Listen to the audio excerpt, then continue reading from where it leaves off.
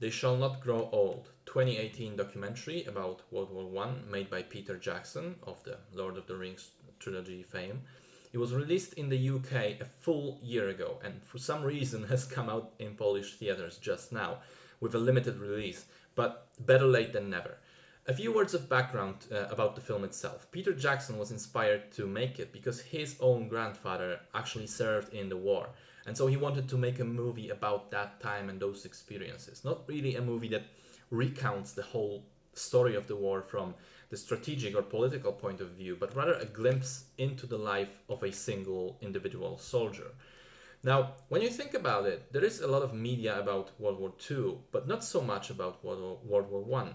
And part of the reason is that we don't really have as many recordings from that time, and the ones that we do have are often in very poor condition.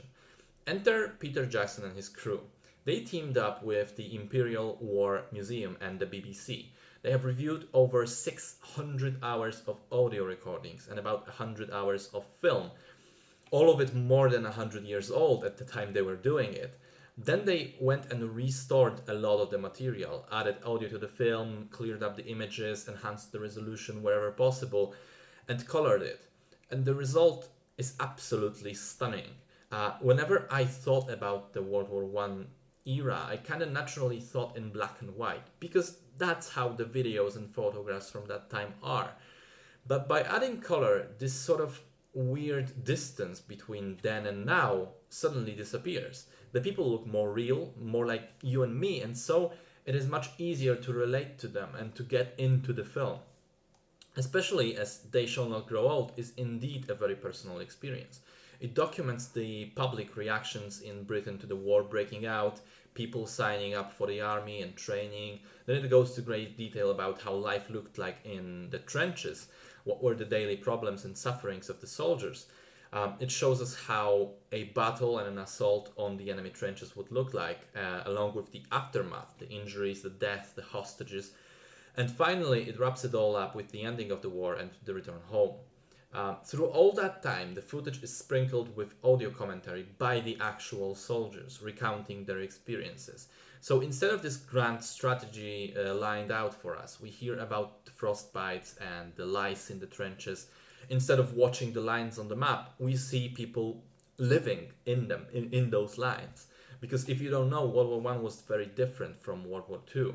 The latter one had troops moving all around Europe rather dynamically, comparatively speaking at least, whereas the First Great War consisted largely of just sitting in a ditch and trying not to get shelled by mortar or gas.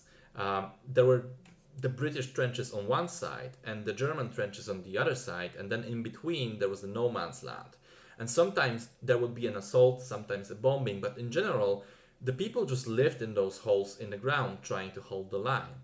And the soldiers point out the senselessness of it all, of the death and injury and disease and hunger. Yes, that too, but also of just the tediousness of it all, of how they had to sit there day in, day out, without even really knowing the situation on the front as a whole. Are we winning the war? Are we losing the war? Nobody really knows, and it seems like it doesn't matter, for them at least.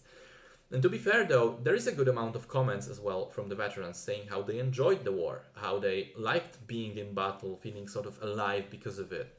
You can see how they retained their humanity in a lot of ways, despite being stuck in such inhuman conditions.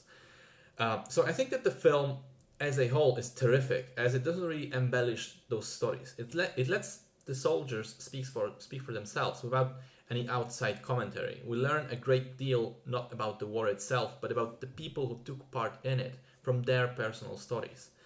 So it works on that emotional, tiny personal level, but it also works tremendously well on the technical one. I already said it in the beginning, but the work done by Jackson and the crew is on restoring the material is just immaculate and invaluable. And it makes the film a very unique and precious history lesson. And since it documents such an important piece of the 20th century history, I definitely recommend seeing it.